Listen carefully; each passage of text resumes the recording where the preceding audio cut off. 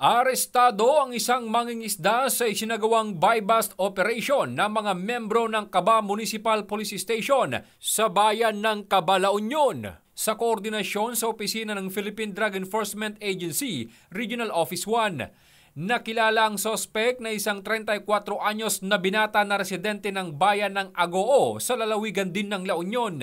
Sa nasabing operasyon, nakumpiska mula sa kustodiya ng suspect ang isang sachet na naglalaman ng hinihinalang shabu.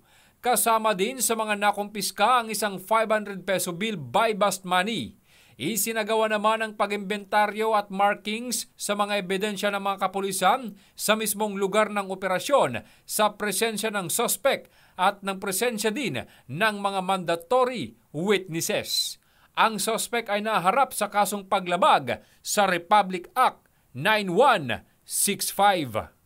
Mula dito sa Ilocos Region, ito ang inyong PNN Correspondent, Police Corporal J.R. Del Mendo, alagad ng batas, tagataguyod ng Balitang Pulis.